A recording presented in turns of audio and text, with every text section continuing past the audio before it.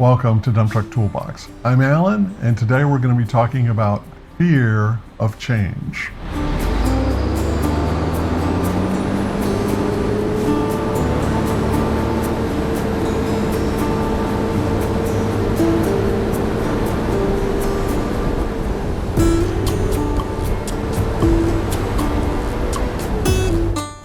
Welcome to the channel. It's always good to start a conversation with you. Fear of change is what I want to talk about because our company is facing a major change. A little bit of background. I work for a construction company that focuses on civil construction. We do roads and pipe laying. We have an asphalt plant. 10 days ago, all employees were called together for a shareholders meeting. We are an employee stock ownership company. We're 100% owned by employees. And in this meeting, we were informed that the company had received an offer to be bought out by a larger company. I received my ballot about a week after this meeting, and then I took about 36 hours to think about this issue and to discuss it with my wife and to pray over it and decide two key things. What was I going to do in terms of my vote on whether or not to accept the offer? And then what was I going to do in terms of my own employment? And I'll share those things with you near the end of today's video.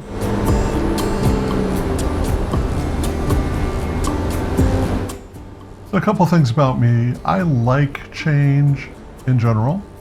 I like learning new things. I have had several fairly major career transitions, and part of it is I just enjoy new jobs and working with new people and mastering new things.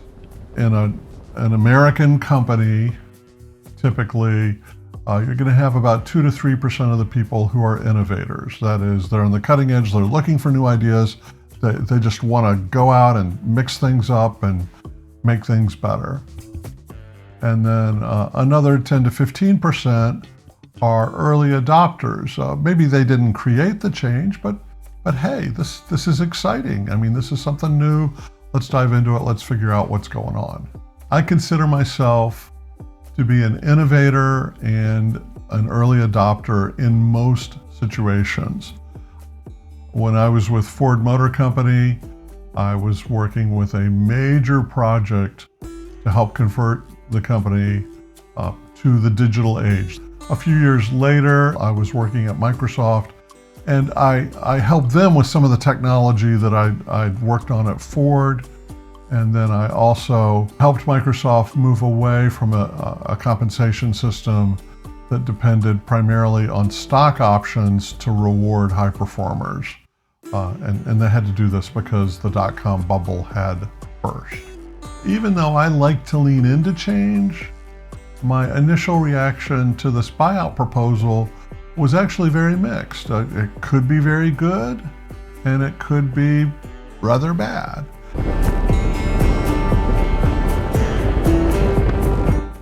So as I've spent the last 10 days thinking about this and deciding what to do, I had to contemplate, well, why am I reacting this way?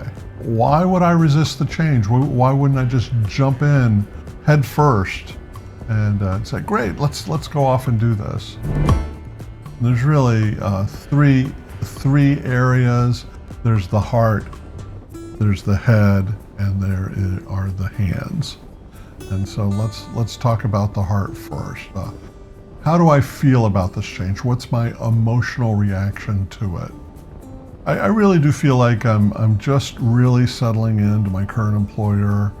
I really like the company. I like the people I work with. I understand the work, and I enjoy what we do. And it's sort of like I've invested this time and energy, and really gotten if not to mastery, at least part of the way to mastering my current job.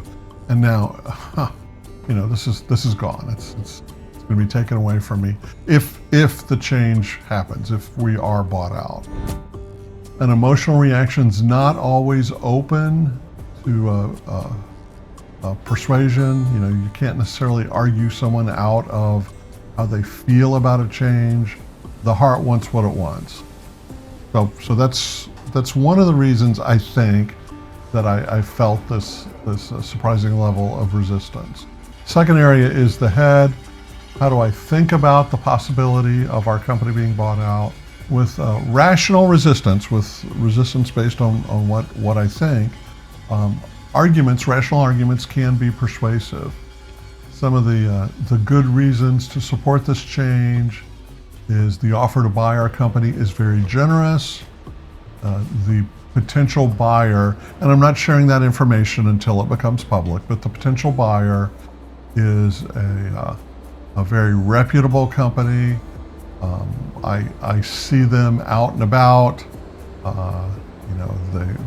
Their trucks look good. They have a good reputation, and they have a lot of value to bring to our current employees and our current customers, because they have some capital, some financial resources that we don't have. So we can do more things and do things better and faster because they would be standing behind us.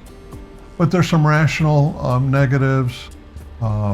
Big one for me is the potential buyer does not have an ESOP. They are a closely held company, and ESOPs are good. I really support the idea, and I like voting on whether the company is going to accept a buyout offer, and the buyer does not have that.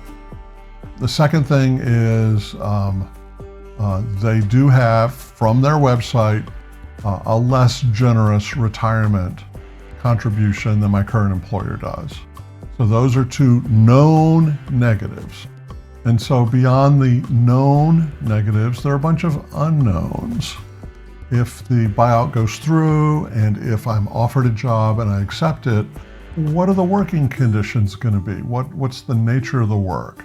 What's the pay going to be? We were told that they would match our current pay level or do better, but until I have an offer in hand, that's an unknown. Paid time off will be different from what I can discern, but once again, how? And this may seem like a silly thing to those of you that are not a creator for YouTube, but my current employer has been very, very supportive of what I do with YouTube. Well, what's the new company going to say? Am I going to have to go back to a sort of filming myself all the time, here in my home studio, because they say no social media creation on our vehicles or on our work sites. So that's an unknown, and that's rational. That's part of my decision. Okay, we've done the heart, done the head. How about the hands? What am I going to do in the face of this? After I received the ballot, I sent it back to our trustee who runs the ESOP, and I voted yes to accept the buyout offer. So we're supposed to know about a week from today, and I will let you know what the outcome of the election is.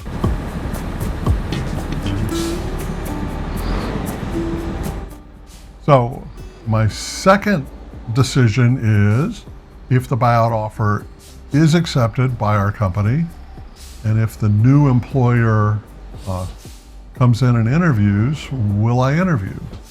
And the answer is yes, absolutely. There are many positive things about the new company, and my unknowns I can ask about in the interview process. And so I would almost definitely accept an offer unless there's something surprising about it. And I hate to say it, folks, I love you out in in the world of YouTube. But if they say to me, no more YouTube about dump trucks, that would be, that's unfortunate. But it would not lead me to say, well, that's it, I refuse to work for you. So if you're a regular on the channel, stay with me. There's another 2 or 3 big decision points that I'll share with you. If you're new to the channel, I encourage you to subscribe. For all of you, if you found today's video interesting or useful, please hit the like button, hit the notifications button. And this is Alan, and I look forward to seeing you again soon on the Dump Truck Toolbox.